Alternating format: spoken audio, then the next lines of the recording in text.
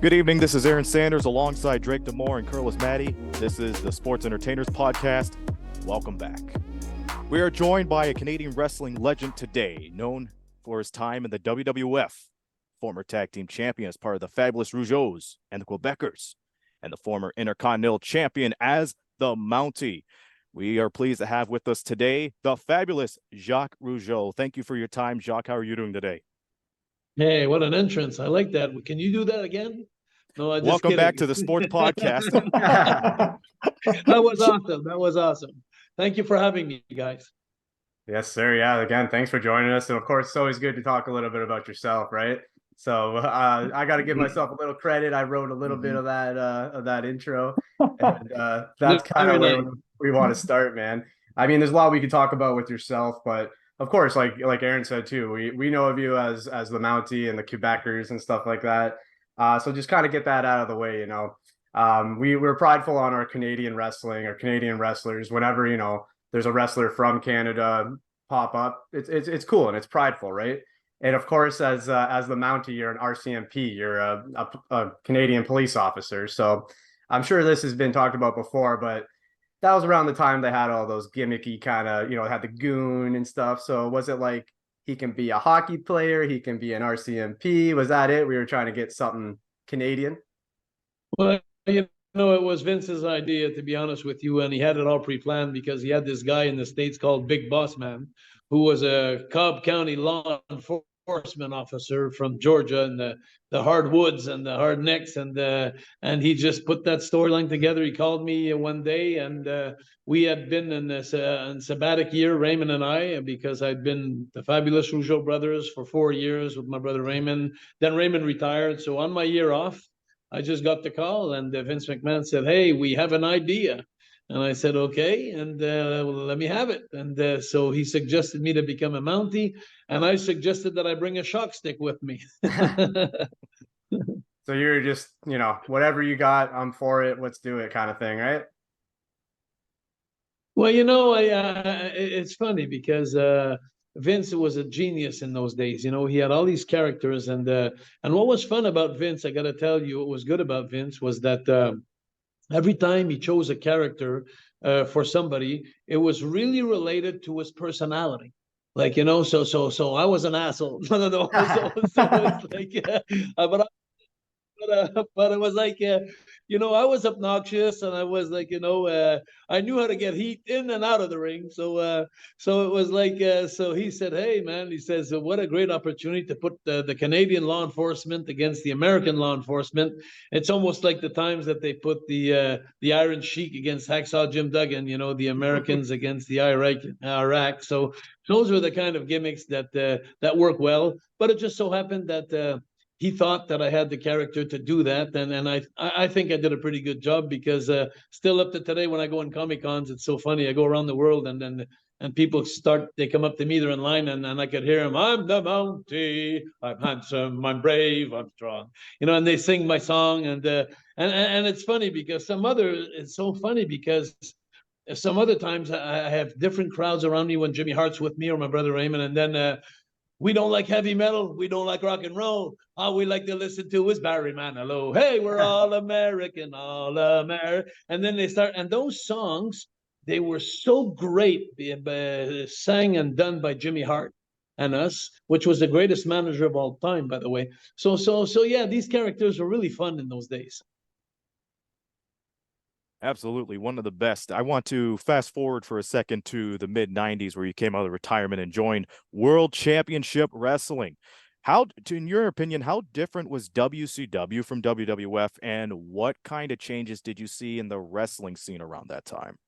Well, you know, it wasn't very different. You know, you had a guy like Eric Bischoff who thought he owned the world and run the world, and it wasn't easy working with Eric Bischoff. Well, I didn't quite get along with him.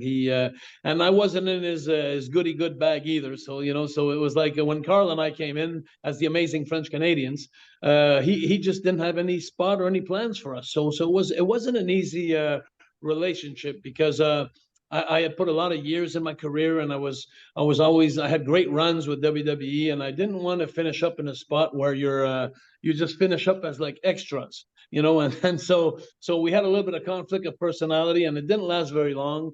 But I had opened the doors for them. WCW. I had a great lawyer in Montreal that produced a TV station for them, and I got them also the right to get into the Molson Center, which the WWE had exclusivity, but I managed to break that because they put me as a promoter, and there was a law that kept saying that you can't keep a Quebecer to have an event in a building where there's an American that's trying to stop you from doing it.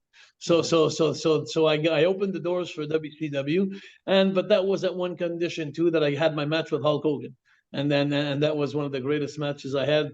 Not as far as the greatest match, but the most notorious match I had, because Hulk Hogan decided to let me win in that match in front of my people in Montreal. So I became the only Canadian to ever pin Hulk Hogan with the 1-2-3 count.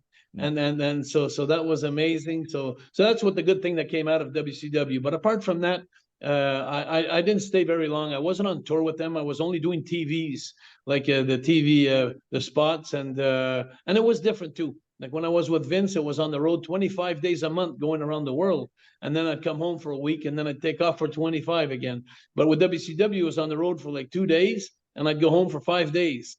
And so it was completely different. You see all this talk, gentlemen, about 3-day or 4-day work weeks nowadays. How can you top that? Joined by the fabulous Jacques Rougeau, here are the sports entertainers, Aaron Sanders, Curtis Matty, Drake Demore. You mentioned the Molson Center, and it's interesting, too, that the year 1997 is where you had that match against Hollywood Hulk Hogan in the Molson Center. I don't know, something about that year in the arena. But you wrestled in both the Montreal Forum and the Molson Center, now known as the Bell Center for the sports fanatics out there. What made those places stand out from Maple Leaf Gardens, Cops Coliseums, and any other Canadian venue? That's a great question. You'd almost have to be a genius to answer that. But I got to just tell you from my experience to tell you that the Quebec fans have always been different than any fans around the world, even English Canadian fans. The French Canadian are funny kind of people. There's no gray zone.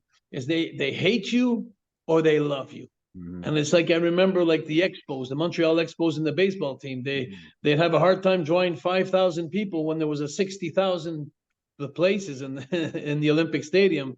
But then when they won the national pennant that year, there was like 45,000 people coming to watch the Expo. So it's either they like you, the Canadians, or they don't, the Quebecers, or they don't like you. And it makes it a very special place, because I was fortunate that I'm a third generation wrestler, and my 3 sons that wrestled, we were 4 generations of wrestling.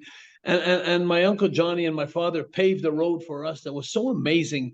They were so graceful, and they were so over, my father and my uncle and my great uncle Eddie Auger, that the Rougeau name found like a home. Almost like I'm trying to find like a Wayne Gretzky, or like a Yvon Robert in Quebec, or I'm trying to think of even in New York. I'm trying to think, what was his name there? A legend there, San Martino. Like you had some people that managed to make themselves legends, and because of our family tradition being 4 generations, and the people really loved the Rougeaus up in Quebec, and especially me. I had this great relationship with the fans, because I was always one of those wrestlers that I was on the road 25 days, like I said, a week, and I'd come home for 3-4 days, and any charity event that would call me, whether it's a baseball game or a hockey game, I was there. I'd go raise some money for charities. I was very close to my people. If a mother would call me, write me a letter or something, like, hey, I have an autistic kid and it's his birthday, do you want to send him a message? I'd say, no, give me your address, I'll go and see him. So I was always like very close to the people, and I've always, so that really helped us. So I think that to come back to your question there, what differentiates the Quebec people? I think that it's what you give in life, you'll get back. And for me personally, and for our family, we always gave everything. So today we are recognized to be people that are very sociable, if you'd like to say. You got to bring it close to home. That's what it's all about. But when wrestling took place at the Forum or the Molson Center, do you think it was as raucous as a Montreal Canadiens game, or was it louder? You know, it depends. If you go and get the match with the Rougeau brothers against the Garvins brothers, I think they had more noise in wrestling than they had in hockey. If you had the match you had against my father or myself against Abdullah the Butcher, you know, then and you had interference from Joe LeDuc and my brother Raymond would interfere. We'd had some great matches that were, because you know, wrestling is a sports entertainment. But you know what's great about it? It's almost like when you watch a movie and the characters are good. You know, I always say to have a really good movie, like, you know, to create a great Batman, you need a great Joker. You know, and when you go into wrestling, it's entertainment. We all know it's entertainment. Everybody knows that when they're walking in their seat. But there's some kind of magic that just goes, that you could write the scenario down. So you could get the people to reach their peak of their emotions. And whether in a hockey game, sometimes you get beat 4-0 by the next province, you know, beside you, like the Toronto Maple Leafs or something, come beat the Canadians. You're gonna hear a pin drop in the Bell Center or the Mo Center, because it's not a script play. So you won't. Sometimes you'll have to pay. Example, you'll pay $100, $150 for a ticket, and you'll go there and be skunked or 4-0 against you, and you will have the worst night of your life. But in wrestling, they always manage to get the emotions and to get the people up on their feet with the greatest scenarios. So it all depends how you're looking at it. That's cool, man. That's good to hear. I mean, very true too. You know, the French Canadians might get a little bit of bad rep outside of Quebec, but we know how passionate they can be about their sports, man. And you know, we can talk about sports all day, guys. If you don't know, not mistaken, Jacques, one of your nephews played for in the NHL and for the Kings, right? Gauthier, if I'm not mistaken. Danny Gauthier, yeah, and Gauthier, his sons now. One of his sons just signed for Tampa, I think. Oh, is that his son? So it's a family, yeah. So it's a family tradition now, like, you know, in hockey. So my sister did well with her kids, you know. So those are my nephews and my little nephews. So we're a family of sportsmen. In our family, we're very athletic in our family, and yes, we're very proud of Ethan now and Denny when he was. I remember Denny I'm trying to go back in the years where he was representing Canada in the Olympics. Denny Gauthier, before he went to the National Hockey League, and he was the defenseman there that would run the guys into the wall there. And so he made us very proud. And now Denny, actually, he's an announcer on TV for RDS. For RDS, you know, he's doing the commentating.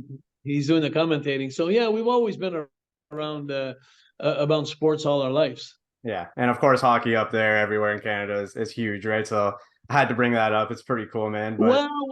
Well, hold on now. Hold on, because let me be honest with you. You know, we could be the best fans in the world, and we could be the worst fans in the world. Like I'm a proof right here, because I haven't watched the Montreal Canadiens play in 3 years. Wow, because they haven't been making the playoffs. Yeah, they haven't been making the playoffs. Who likes a loser? I mean, you know, to be honest with you, we are the worst fans for that. I am anyway. I can talk for myself that if I have a winning team, I'm going to be out there cheering for them. They're the greatest team. I'll be having a flag on my car, everything you want. But if they don't make the playoffs and they don't win, you know, I'm not going to talk about them. I'm not going to support them. So you don't want to have me as a fan. You don't want me as a fan.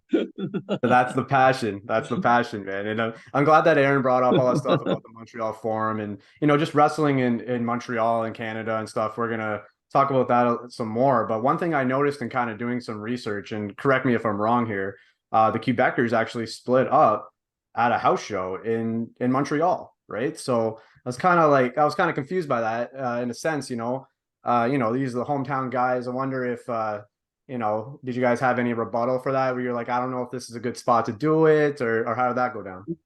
Well, Carl Ouellette, I discovered him in Puerto Rico on the beach, going to work for Carlos Colon. I was working Abdullah the Butcher in the main event. He was working the first match, and he was trying to be discovered by the big leagues for like 15 years. So I'm on the beach in Puerto Rico, and he comes up and he taps on my shoulder and he says, Mr. Rougeau, he says, my name is Carl Ouellette, PCO today. He says, my name is Carl Ouellette. And he says, I was wondering if you just mind checking my match out.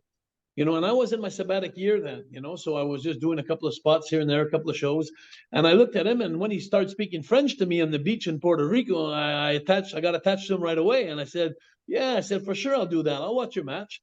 And when I watched his match, the next day, I called Vince McMahon up and I said, Vince, I said, I think I just found something. I said, I'm ready to come back in a tag team. I got the man that I want to come back with, and Pierre Carl Ouellet, and we became the Quebecers. But what was great about this story is that everybody in Quebec out of the media knew that I took Carl Ouellet and brought him in the big leagues. So when we had our run, and then at the end, when he did a screw job to me in one of the matches, then automatically he became the heel. Because the Rougeau name is like you can't touch that in Quebec. You know, we're like gods here in Quebec, the Rougeaus, and just being humble about it. But that's how we are. Because so anybody who goes up against the Rougeaus are gonna have a hard time trying to be the good guys, because the Rougeaus are always. So that made it we made this a personal thing about, like, you know, we really went into the media saying like, hey, I brought you in the business, and now you're turning against me. You know, I gave you your biggest break.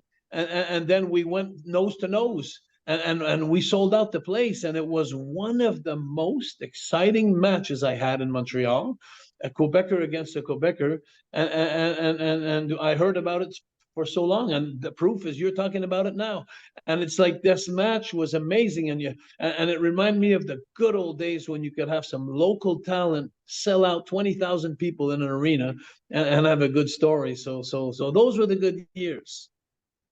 Yeah, man. Yeah, I just noticed that, and I thought, you know, yeah, obviously that's a good time to do that split, and one guy's just going to get major heat, and the other guy is going to be a major baby face. But again, when you come back home, that's home, right? So it's obviously good that PCO was all down for that, and still working to this day, still working for Scott D'Amore in Impact. It's pretty crazy what he's been able to do, eh?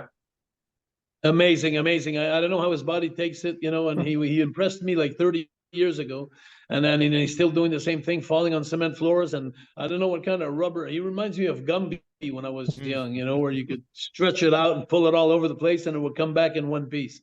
And I guess I would describe that guy as that. And as a matter of fact, it's fun because it's funny that you mentioned the name Scott D'Amore, because on October 7th, I'm going for Impact Wrestling to make an appearance. Absolutely. Woo! We're looking forward to that, man. That is awesome. Curlis, you want to take the next one here? I'll take the next one. So obviously we talked about wrestling in Montreal. So wrestling has always been a big deal in Canada, Quebec, and Montreal. And earlier this year, we saw Elimination Chamber at the Bell Center, billed as the biggest wrestling event in Montreal history, which I'm sure you can argue. What did you think of the event and the ovation for Sami Zayn? Oh my God, that was amazing. Kevin Owens, as you know, is my student. You know, when he first started, he was 14 years old. He came to my school all the way up to 18 years old. So for 4 years, I had him under my wing. I actually taught Kevin Owens how to walk, how to run, and how to crawl, and how to talk. And so that was a pride for us to have him in there, and it was amazing. And then again, the reception of the Montreal people, they got behind them. It was just amazing. But however, once again, they had a taste of what happens when Vince McMahon comes in, and whoever was in charge is they never took advantage of that. They could have done so much more. Like, you know, like it was the same thing with the fabulous Rougeau brothers and the Rougeau brothers. You know, the night that we did bring the people to the biggest peak that I've ever heard of in Montreal was when Raymond and we beat the Hart Foundation, you know, for the tag team titles, and they stripped the titles 3 days later in the newspaper, you know, to say that we weren't the right guy in the ring, and we used a megaphone, but the 20,000 people that were there when we beat the Hart Foundation for the tag team titles, there was 5,000 people that were following us out of the building on the car. And I remember that night they were banging on my car. And I remember my wife at the time, she was going, "Oh my God, oh my God." And I said, "Don't worry, honey, they love us." You know, but they were about breaking my car though to pieces. And it's like, so the Montreal fans are like that. And unfortunately, I feel the same thing about, like, when I look at that, I say, I don't know what Vince McMahon, if it's not a question of trust or whatever, but he's never used the Quebecers at their maximum. At their I think that Raymond and I, as the fabulous Rougeau brothers, we deserve the run as the tag team champions, and we were waiting in line for so long. And but then again, you know, it's like in a deck of cards. When you're a Jack, you're not a king, and I'm Jack. I'm Jacques Rougeau. That's clever. Yeah. No, we've talked about it a lot on this show, actually, how they just kind of dropped the ball on that. I mean, Sammy and Kevin still probably the most over people in that company right now, and it's crazy. So you mentioned Kevin Owens, who you got started in the business, training him at a young age. Did you see his potential from the beginning, or did it grow over time? Absolutely. When he first showed up at my school, he was a pain in the butt because he was learning too fast. I had 8 students in the ring with me at the same time, and at the end of one class, he had already learned what he had to learn, and some what would take others 3-4 classes. So he was always on my butt saying, like, what are we gonna do? Well, what else are we gonna do? What else are we gonna do? So he was a natural. He definitely was a natural. I knew he was going to be good, and yeah, and I'm thinking of. I'm still going back to this because we all have some little things that we have chips on our shoulders and stuff like that. But I got to ask you a question, guys. Let's change this around. I'm going to do the interview now. Okay, so I'm going to ask you guys something. Sure. Why, to your knowledge, why is the fabulous Rougeau brothers or the Mountie not in the Hall of Fame of the WWE? That's a good question. Yeah, Very good question. That's a Yeah. toughie. Because again, I mean, the guys that I work with, Bret the Hitman Hart is in there twice. The Hart Foundation is there. The Rockers are in there. Tito Santana's in there. Everybody that we did angles with, they're in there. But like I said before, to create a good Batman, you need a good Joker. So my question is, what if they have against French Canadians to be in the Hall of Fame? I think Rick Martel should be in the Hall of Fame. Amen to that. Absolutely. You do have an incredible point here. I mean, not only I was just going to bring up your own point, you need that villain to go against a hero. You guys were the villain, right? Created those stories. But not only that, your characters are memorable. Like still to this day, we remember the Mountie and you see references to him to this day. But to be honest, I didn't even realize that you weren't in the Hall of Fame. And it's something that obviously could be a factor, no doubt. I shouldn't have mentioned it then. I just put a foot in my mouth. Now you're never going to get in there, right? Like the hockey right. But wow, I never anyway, but realized I just think that I think there's some great wrestlers in Canada that should be in the Hall of Fame. And no doubt. I had a falling out with Vince 30 years ago, a major fallout. But I always thought to myself, for being 10 years in there, 25 days a month, and just being so professional, and always everything I've accomplished and we've accomplished over there, it's like for me, it's something not that I feel bad about, but I don't understand. I always thought that you should be in the Hall of Fame for your accomplishments and not for your relationship. And for what you did for his company too, right? I look at it today, and I say it's such an empire today. It's amazing how big this has grown. But you could have the nicest house on a hill, the most beautiful house on the hill. But if you don't have a good foundation under it, it's going to crumble. And you got to remember that foundation. We talked about that, the Hall of Fame as a whole. What would you think of the idea of just a pro wrestling Hall of Fame? We talked about this on our show a couple times. What would you think about just a general pro wrestling Hall of Fame, all different companies? Well, there's a company. There's a company in Ontario, Project X, with Magnum McLaren and his father DC Hatton that are running shows in Sudbury. They had me go this summer. And believe it or not, they introduced me in the Hall of Fame, a Canadian Hall of Fame. And that was absolutely amazing because they're starting this new Hall of Fame. And they actually have Jimmy Hart in one of their shows on the 29th of September, which is awesome. They're growing. It's a great company, Project X Wrestling. And they honored me with the Hall of Fame, a Canadian Hall of Fame. And I thought it was, for me, it meant the world to me because, it's almost like... how can I say that? Having a Hockey Hall of Fame in Toronto and not having Dave Keon in there, or having how can you have a wrestling Hall of Fame in Canada and not have the Harts or the Rougeaus in there? Because the Harts were running the West and the Rougeaus were running the East. And it was like that for centuries. And so for me, so when I was honored this summer and they gave me the Hall of Fame status, it became like such a weight that was dropped off my shoulders because it wasn't to be recognized. And when I went to get my trophy in the front and then the plaque that they gave me, I sure made sure to tell everybody I'm taking this, but I'm not the only one deserving this. This goes to my great uncle Eddie Ogier, my father Jacques Rougeau, my uncle Johnny Rougeau, Raymond Rougeau, my brother, my Arma. We're 4 generations of the Rougeau family, and this trophy belongs to the Rougeau family, not to me. I'm just part of it. So we talked about the past. We talked about people you've trained, obviously. Let's talk about the present. I mean, you mentioned a competition happening right before we recorded. Can you mention that a little bit? Talk about that. Yeah, for sure. If you go on wrestling-academy.ca and you're going to see the most amazing contest in the world right now. There's nothing like it. I've been doing this for 2 years. I've been recruiting wrestlers from all over Canada, every small territory from Vancouver all the way to Nova Scotia. And we have this competition. We bring everybody to Montreal. We fly them in. We get hotels. And then there's 3 prizes at the end. Like we have quarterfinals and semifinals. And we just had the finals a couple of days ago in Montreal, where the whole competition, QT Marshall is in Atlanta, Georgia, from the Nightmare Factory. I don't know if you know that, but that's owned by Cody Rhodes, Billy Gunn, and QT Marshall. And my 3 winners, they go to spend 3 months at the Nightmare Factory for free, coached by them 5 days a week.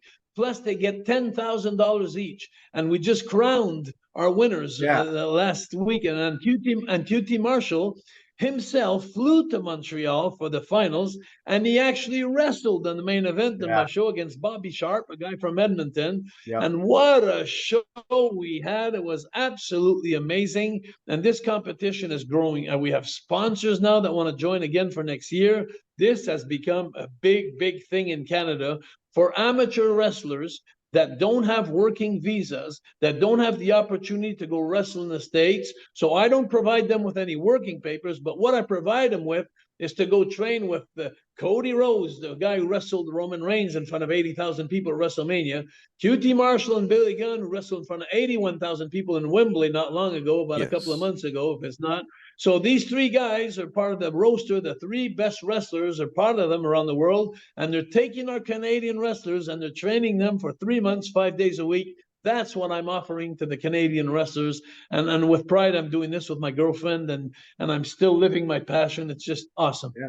Oh, that's sweet, man, and it's such a cool and like different concept, right? I mean, just the whole competition kind of aspect of it, right? It's very cool. And you know what's fun about it is, like, I have a guy from Edmonton, I got a guy from New Brunswick, and I get them on Zoom, and then we flip a coin to see who's going to win the match. And then finally we go over and I help them put their match together. And when we put their match together, I make sure that it's a hell of a scenario where everybody gets to show their talent and what they want to show QT Marshall that's watching this from Atlanta. And then when they go in the ring and they do their performance, it's a 10-minute match approximately. And after the match, everything has been pre-planned except to that moment after the match where they stand in front of the giant screen, they look at QT Marshall live, and then the referee has both hands in their hands, and they're waiting for QT to undress him. Example, I liked your charisma. I liked your interview before the match. I like your ability in the ring. I like your wrestling gear. But tonight, I'm going to choose you. And then you see the reality show is amazing because some of them die. They're sad. Some of them die because they're so happy they fall to the ground. And just now we crowned 3 of them like 4 days ago at $10,000. And you should have seen the emotions. It was just absolutely amazing because all the way to the end of this competition, nobody knows who's going to win. It's not pre-planned. There's no favorites. Yeah, I got my favorites, but I'm not telling QT.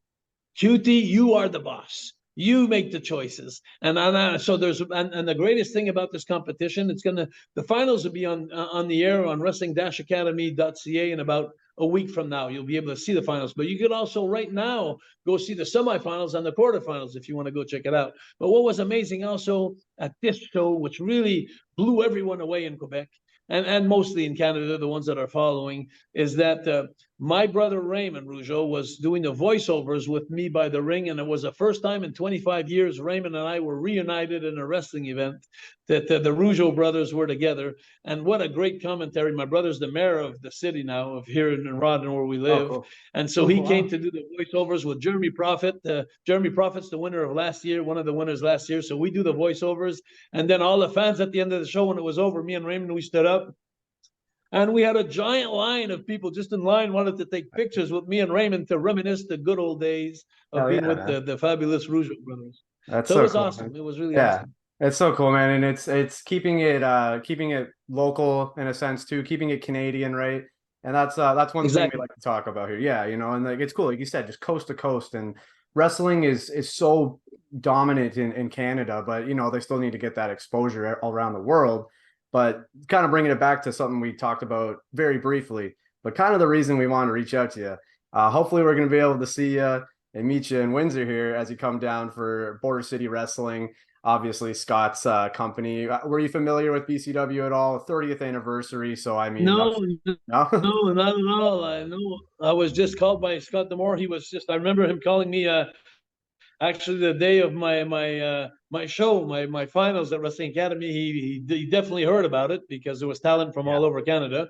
And then I got this great call of Scott Demore, which I'd heard his name before. I'd heard of Impact Wrestling, but never done any business with them. And then Scott said, Jacques, he says, we have a great show coming up. We'd like to have you on the show. But most of all, I'd like to sit down with you to see how we could work together for Wrestling Academy next year. Okay. And then so that's amazing. So I'm That going is to be coming amazing. to Windsor. I'll be having lunch with Scott Demore, and we'll be talking business. And then that night I'll be putting my monkey suit on, the Mountie, and I'll be going to have some fun. Well, two things I'm going to tell you about Windsor and a little bit about Scott. So I hope you like pizza because he's probably going to be bringing you some pizza or some Italian food. And he's going to want a picture with the Mountie. And I'm not sure if PCO is going to be making it, but I know that he was, again, he's prideful on those Canadian wrestlers. And I know he's a fan of yourself. So it's going to be a bit of a moment for him too. Well, but we're that's really looking awesome. forward to it, man. Well, thank you very much. I appreciate that. I'm looking forward to it. I really am. Yeah. We're looking forward to it too. I mean, it's an exciting event. Thank you so much for being here. I mean, this has been an awesome interview. This has been really, really fun. You guys are going to be at the show then, and 100%, man. Absolutely. So you make sure you come say hello to me live in person. You better believe it. It would be a pleasure. So thank you very much, guys. I appreciate the time and you letting me talk about my Wrestling Academy. It means the world to me.